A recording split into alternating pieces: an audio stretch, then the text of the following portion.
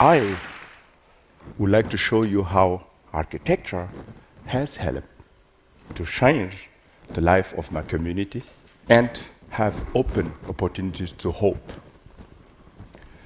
I am a native of Burkina Faso. According to the World Bank, Burkina Faso is one of the poorest countries in the world. But what does it look like to grow up in a place like that? I am an example of that. I was born in a little village called Gando. In Gando, there was no electricity, no access to clean drinking water, and no school. But my father wanted me to learn how to read and write. For this reason, I have to leave my family when I was 7 and to stay in a city far away from my village with no contact to my family.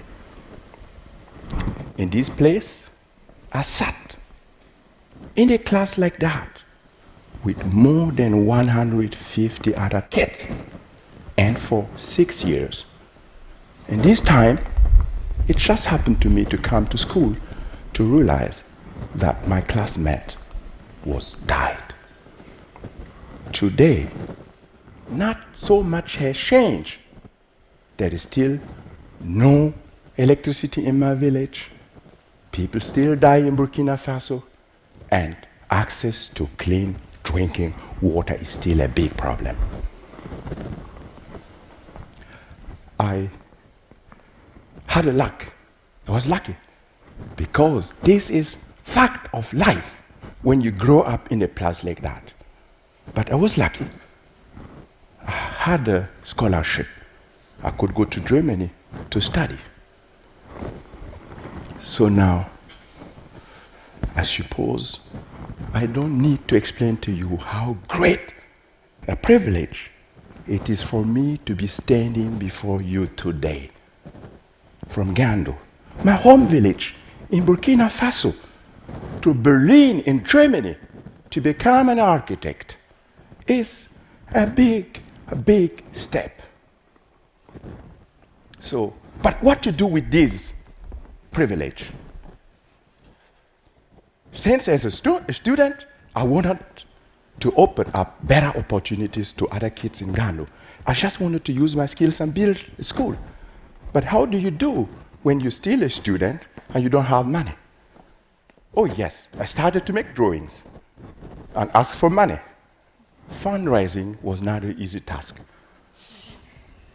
I even asked my classmates to spend less money on coffee and cigarette, but to sponsor my school project. You will wonder, 2 years later, I was able to collect $50,000 US. When I came home to Gando to bring the good news, my people was over the moon. But when they realized that I was planning to use clay, they were shocked. A clay building is not able to stand a rainy season, and Francis wants us to use it and build a school.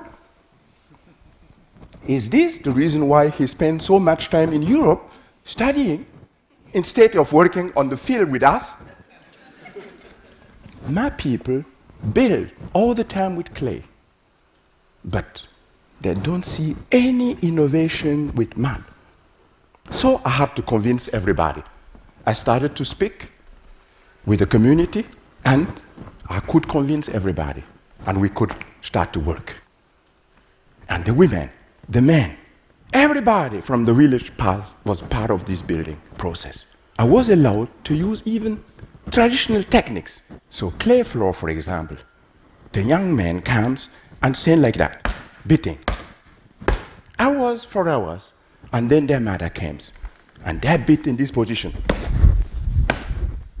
for hours, giving water and beating. And then the polisher comes. They start polishing it with a stone for hours. And then you have this result. Very fine, like a baby bottom. It's now Photoshop. This is the school, built with the community. The walls are totally made out of compressed clay blocks from Gando. The roof structure is made with cheap steel bars normally hidden inside concrete. In the classroom, the ceiling is made out of both of them used together. In this school, there was a simple idea to create comfort in the classroom. Don't forget, it can be 45 degrees in Burkina Faso. So with simple ventilation, I wanted to make the classroom good for teaching and learning. And this is the project today. 12 years old, still in best condition. And the kids, they love it. And for me and my community, this project was a huge success. It has opened up opportunities to do more projects in Ghana. So I could do a lot of projects, and here I'm going to share with you only 3 of them. But the first one is the school extension, of course. How do you explain drawings and engineering to people who are neither able to read nor write?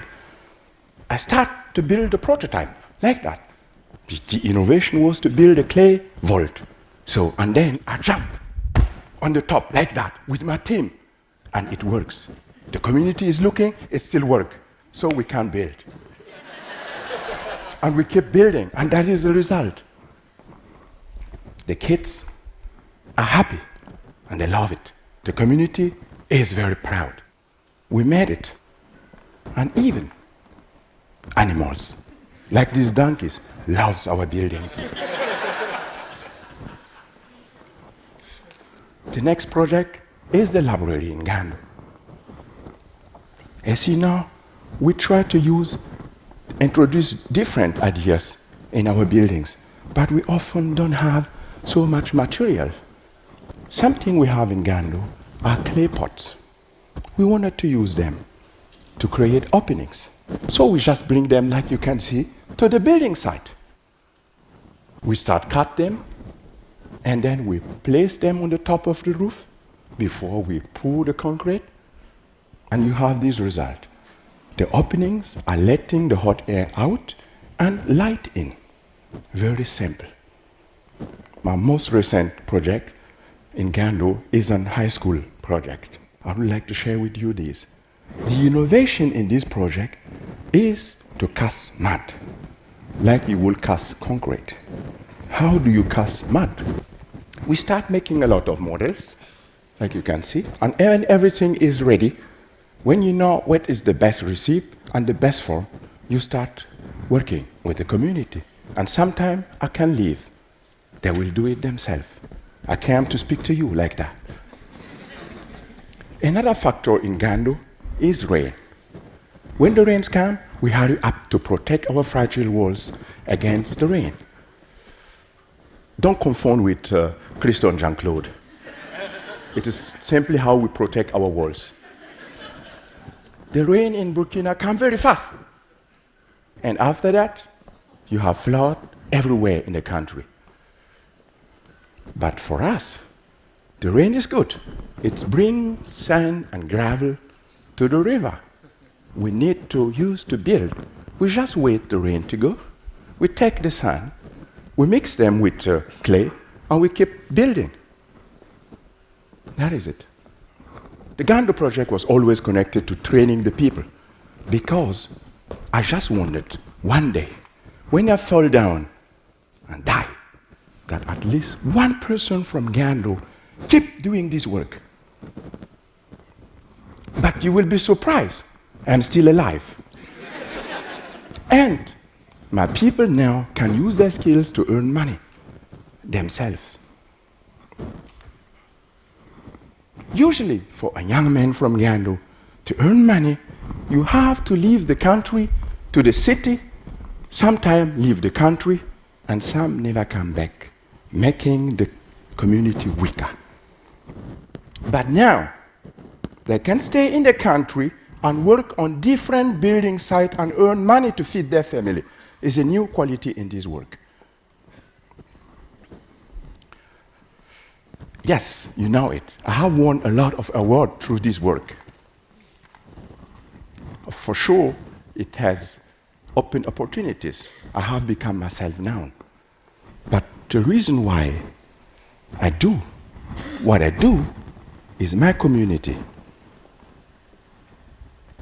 When I was a kid, I was going to school, I was coming back every holiday to Uganda. By the end of every holidays, I have to say goodbye to the community, going from one compound to another one.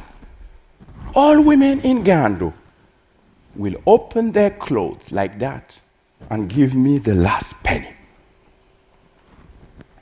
In my culture, this is a symbol of deep affection. As a 7-year-old guy, I was impressed.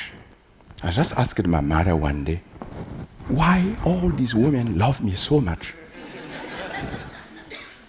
She just answered, they are contributing to pay for your education, hoping that you will be successful and one day come back and help improve the quality of life of the community. I hope now that I was able to make my community proud through this work. And I hope I was able to prove you the power of community and to show you that architecture can be inspiring for communities to shape their own future. Merci beaucoup. Thank you. Thank you. Thank you. Thank you.